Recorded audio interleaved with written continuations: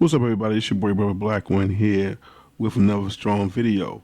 Listen, here today talking about Karrine Steffans and her delusion about sexual prowess and the anatomy, especially on men. I don't know. I mean, I know where the origin of her outlook on life derives from, but I'll be stopping the video periodically so you can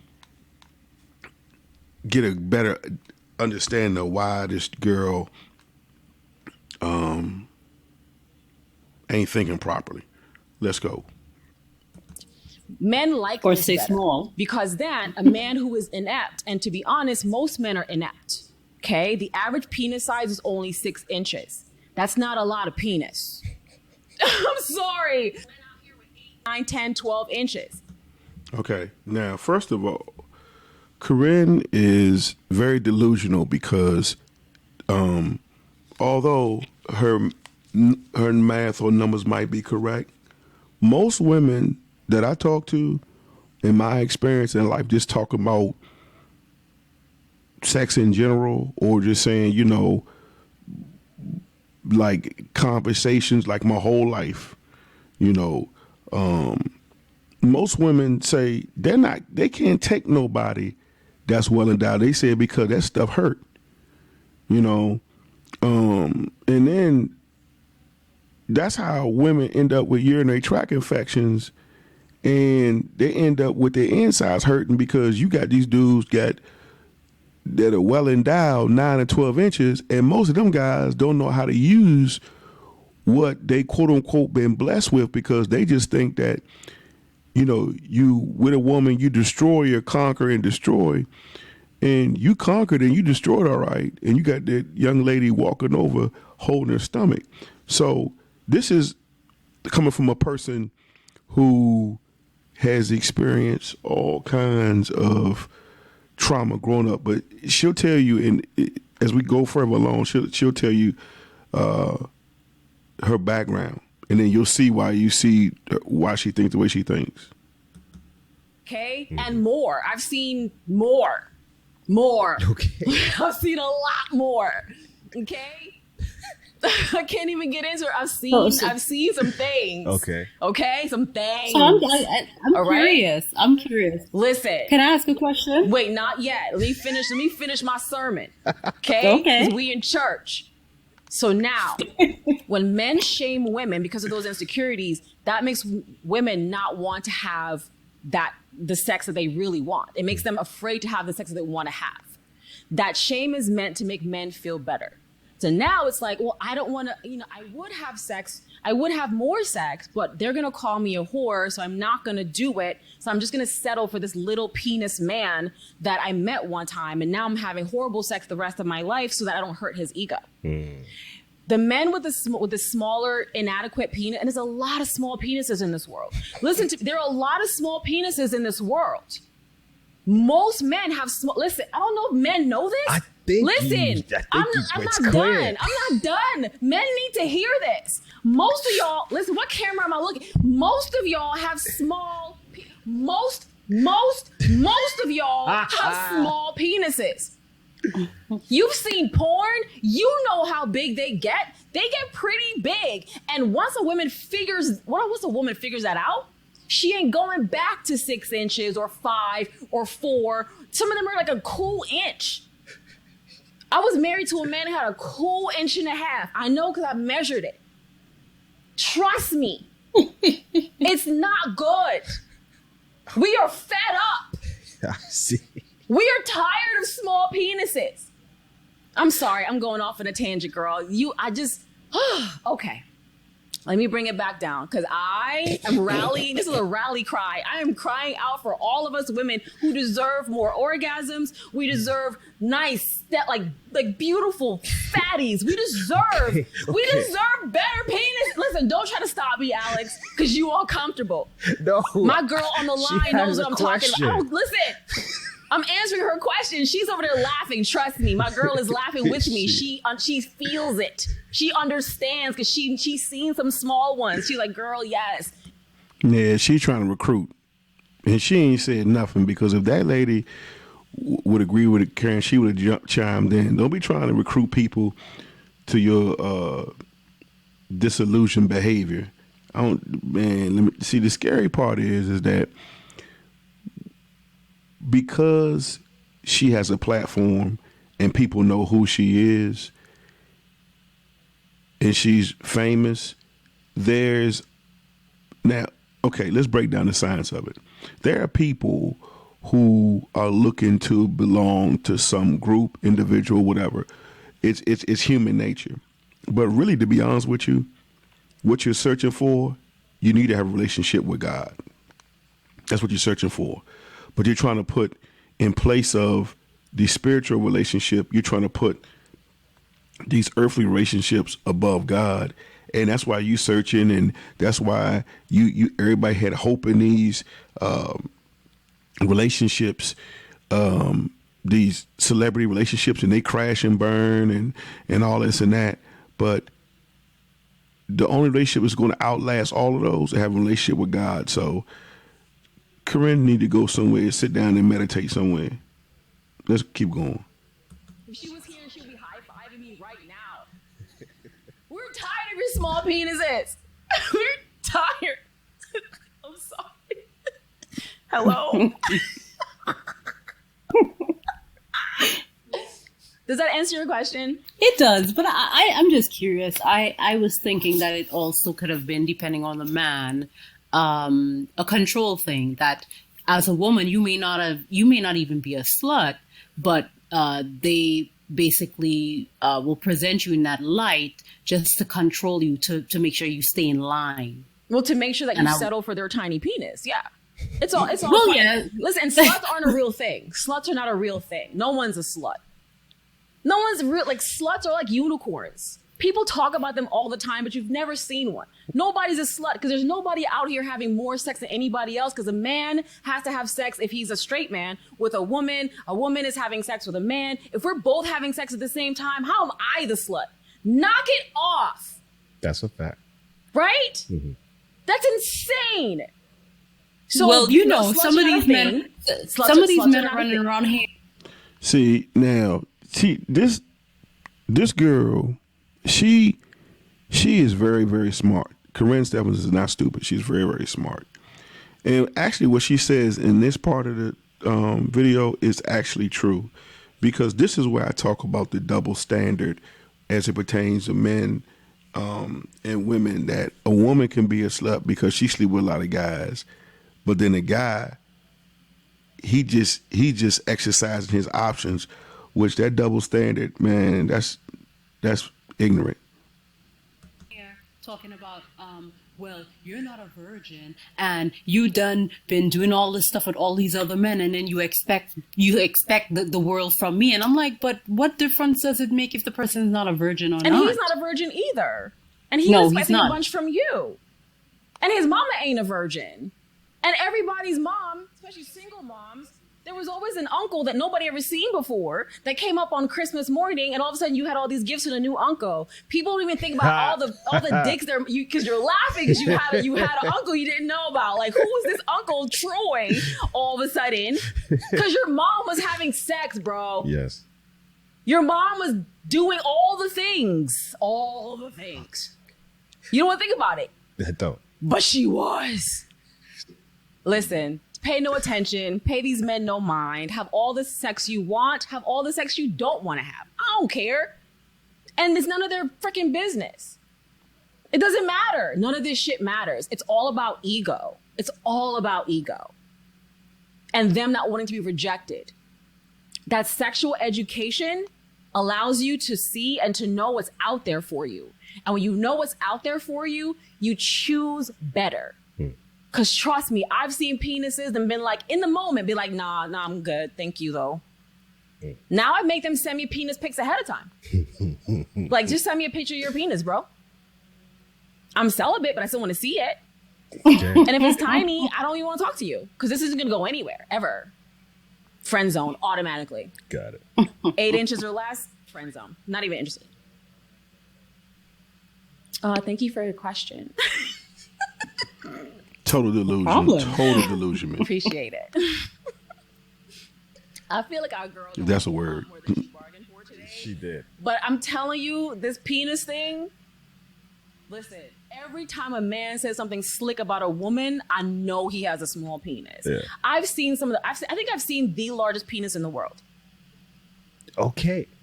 No, I'm serious. I think I've seen the largest penis in the world. How? Oh man. And it's Am I not really someone gonna I've been ask- with. Am I really gonna access? How It's not, big was it? It was as big as my arm. No.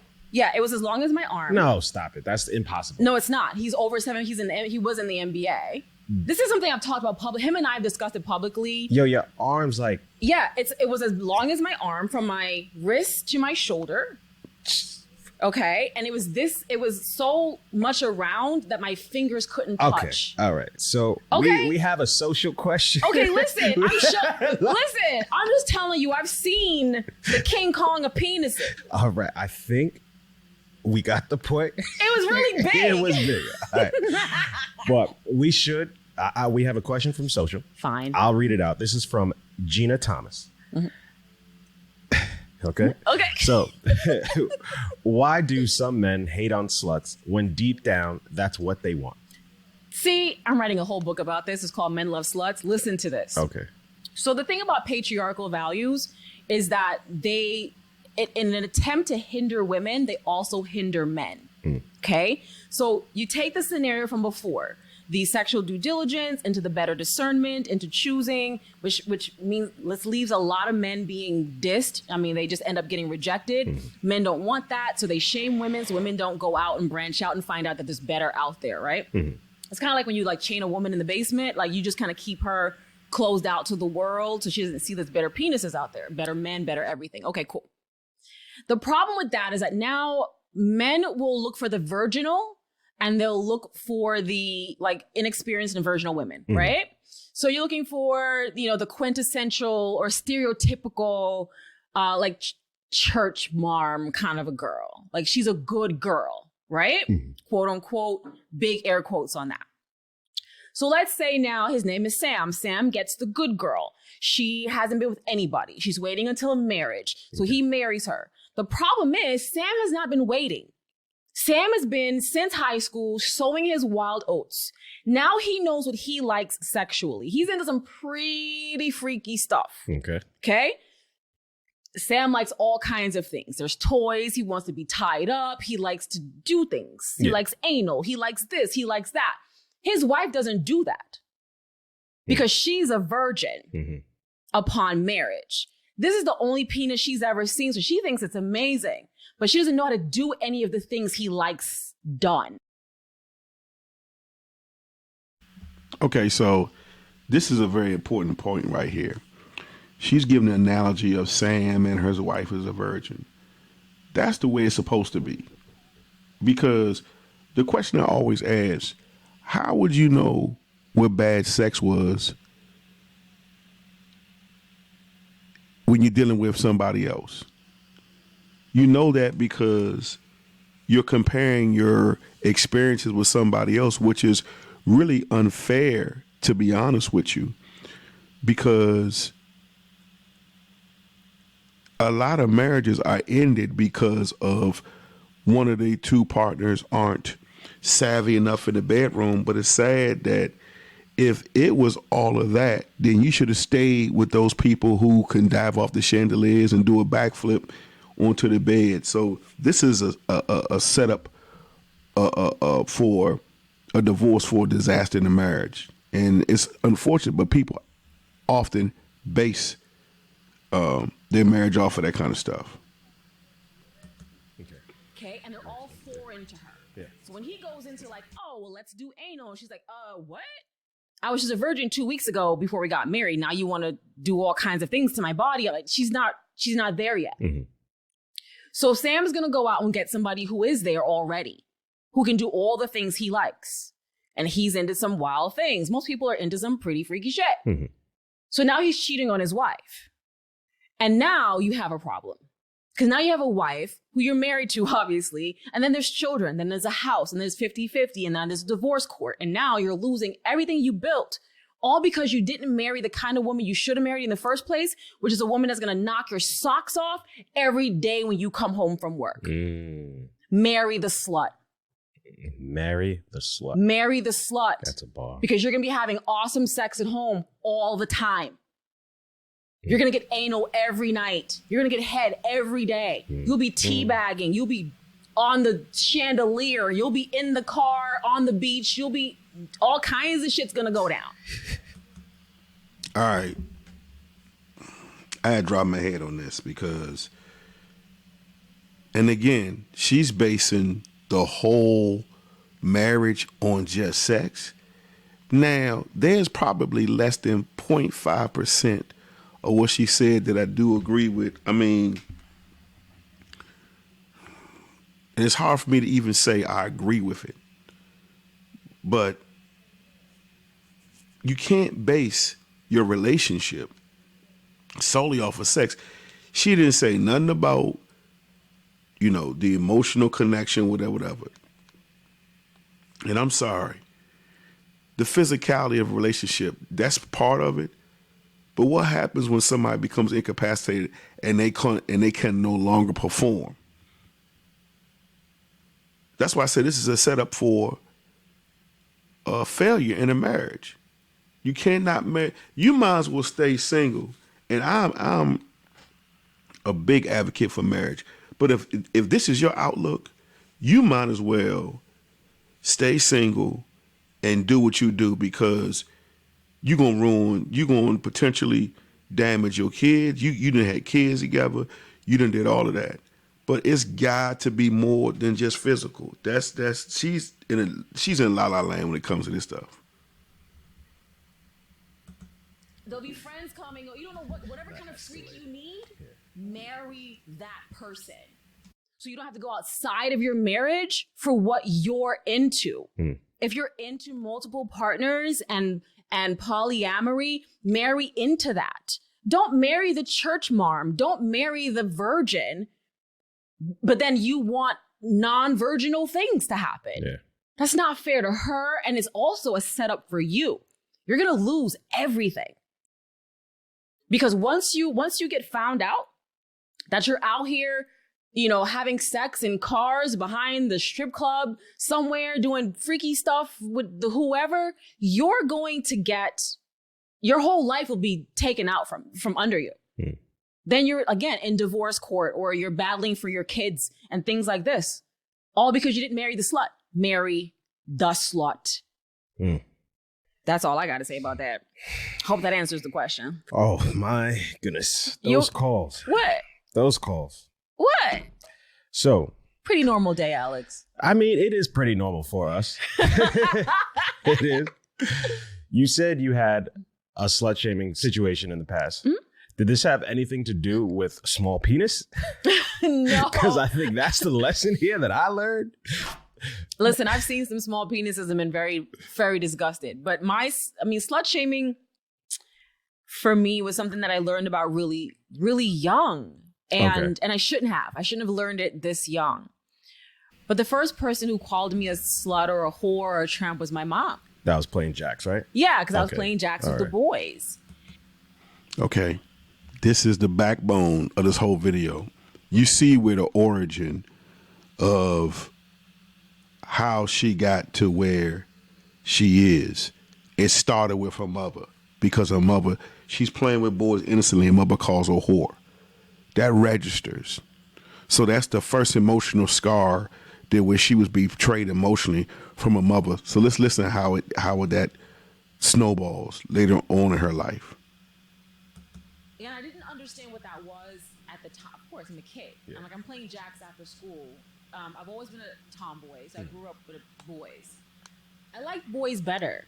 They weren't as petty, or, they were just boys. So what happened to you now? What? I still like boys. I just don't like y'all. Like I don't know. All right. But my mom called me a slut really early on, and it really shaped the way. It made me very once I figured out what a slut was, that word struck a chord with me, and it made me want to rail against it, even as young as 10, 11 years old. I was raped at 13. Oh. I was kidnapped, held against my will for 3 days, and raped at 13. Oh, I'm sorry. And then that was my first sexual experience. See, this is what I'm talking about. This is the apex. This is why Karrine Steffans has the outlook she has, and this is why she attracted later on men that did the same thing to her later on. This is why, ladies and gentlemen, you got to sit down and get yourself fixed and take care of your emotional stuff. Can you imagine being kidnapped for 3 days? My goodness. It changed, and so my power was taken from me through sex. And that's a very powerful statement to a young girl. And I see this repeated in a lot of women and in my life sexually and in a lot of our sexual lives, how much power we give up in our sexuality, how many women are thinking that their sexuality is their power. I've learned that like sex is a form of energy. And like any form of energy, sex is more powerful when harnessed. And not given away freely. And I've learned that.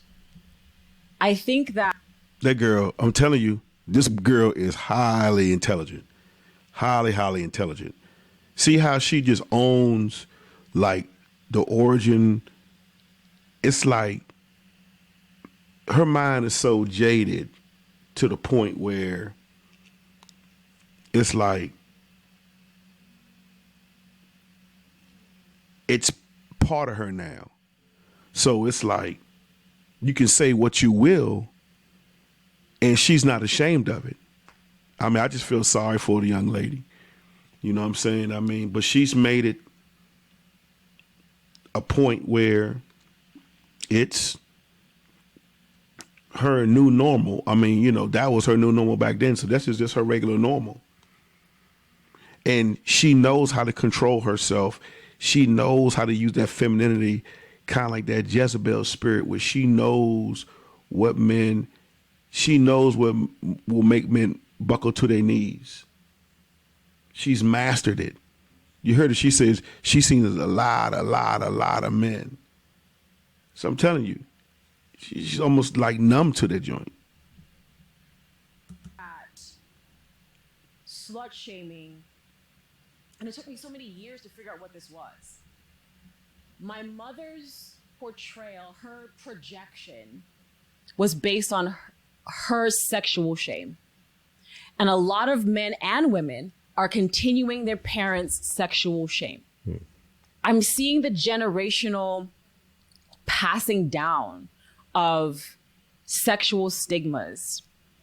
But if you date a whole lot, you're never going to get married. No one's going to want to wife you. You can't turn a hoe into a housewife. Brilliant analogy. Like I said, man, if this girl could do the work, but see, at 40 years old, 40 plus years old right now, do you really think she's going to go back and do that kind of work? She's made money off of this stuff. She's written what? She said she's written several books. It's no, I mean, I pray for her, you know, plead the blood over her life, but there's no going back for her. This is who she is. Bullshit. When our last, one of our callers said it best is, you want this. You want the hoe. Trust me, you want the hoe in your house.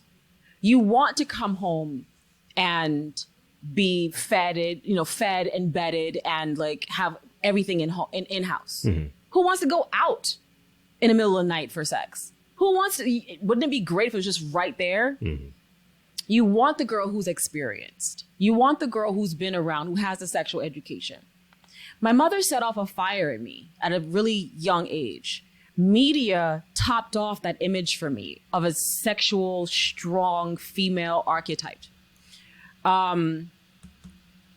See, her mother set the fire off on you. Man, let me tell you something. And I tell you what, 9 times out of 10, she was compromised. Her mother probably was compromised too.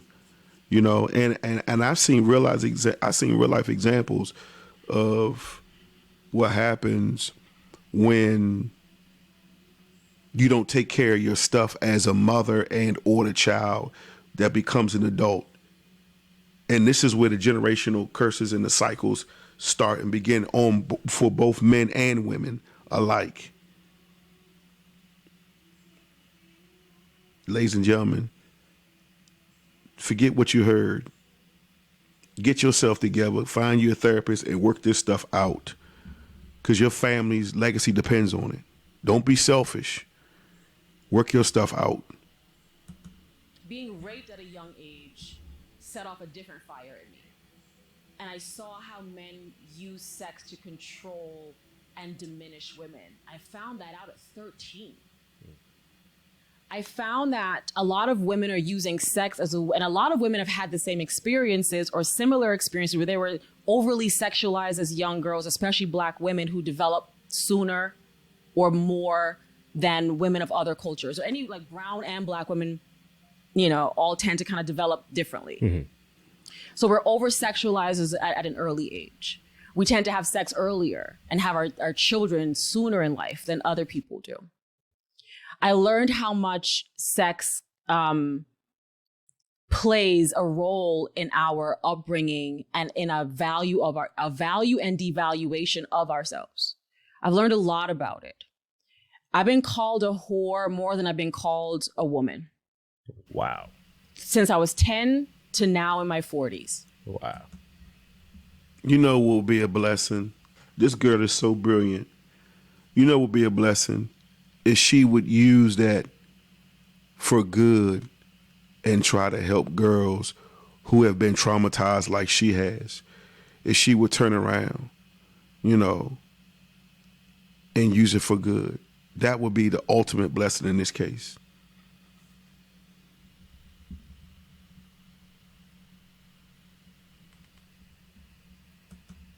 And it doesn't bother me one fucking bit. Right. Not at all. Because if I can survive my mother doing it to me at 10, 11 years old, if I can survive being raped at 13 years old and being treated this way as a child by an adult man, if I can survive all of those things, what do you think, and more, what do you think you calling me a whore is going to do to me? I already had my worst days. It took me a lot of years, though, and a lot of therapy to work through all of these things, what sex is, what my body is, what my choice is, because that was something that was taken from me a long time ago. Yeah. I think that when we see women having a lot of sex, and men also, because I know some men who have been sexually traumatized as children, who had sex at a super early age, 7, 8, 9 years old, grown women having sex with them, who are now overly sexualized, who end up having 6, 7, 8, 9, 10 children by 6, 7, 8, 9, 10 different women because they're also sexually traumatized. I think that before we start to call... She preaching right there. I'm telling you, this girl, she hitting it right on the head. Right on the head. See, everybody think these guys that have all these kids, these women have kids because it's they can't control themselves sexually. But let me tell you something. It's exactly how she said. That is a deep emotional issue that she has. That this is why people, you just look at him as, oh, she a ghetto hoe or slut, or he spread his sperm around. It's a reason why that's so. And it's not. I mean, yes, someone may be hooked on the sex and stuff like that, but it's not what you think. Call out names and to mark people with scarlet letters. We have to start asking questions about why we are so overly sexualized and why we think our worth is between our legs, and who taught us that, when they taught us that, and how we break that cycle. Mm-hmm. So I think slut shaming goes a lot deeper than just this person has a lot of sex and so I'm calling. It's deeper than that. Why are you stigmatizing them, and why do you think they deserve to be stigmatized versus asking a question? Why are you like this? Yeah. What happened to you that made you this way? And it took a lot of years for me to get to that. Everything we do is psychological. And a lot of what we do is based on our traumas, especially as people of color. There's a lot of trauma there. And a lot of that trauma came around before we were even born. Mm-hmm. We're born into trauma. A lot of us are born into traumas, generations worth of traumas. And we're just reenacting those traumas in different ways. Yeah. So that's why I don't think sluts really exist and hoes don't really exist. I mean, it's a word to use, I think, with big quotations around it. Yeah. Right? So when I say marry the slut, marry the slut. Yeah. Right? But she's a woman who has experience and she's going to keep you more satisfied than probably a woman who doesn't have the experience, if that's what you're looking for. Mm-hmm. And those are my thoughts. Thank you for sharing your truth. Thank you. Thanks for listening to Asking for a Friend. I'll be publishing weekly. Well, ladies and gentlemen, you heard it all here first. Karrine Steffans is a very, very smart girl, brilliant girl. And as you heard live in color from the horse's mouth, this is why she is superhead. I just pray that, like I said before, that God would touch her heart and she would use her platform to reach out to little girls instead of trying to empower them to be the sluts and be whatever they, want to be, because this is one of the reasons why we have issues in the African American culture with relationships. It's slavery, it's this, it's that, it's traumas. I'm gonna do a video real soon on the traumas, how your traumas that you grew up with can affect your health. This Brother Black One, here with another strong video. Till next time, family. Peace.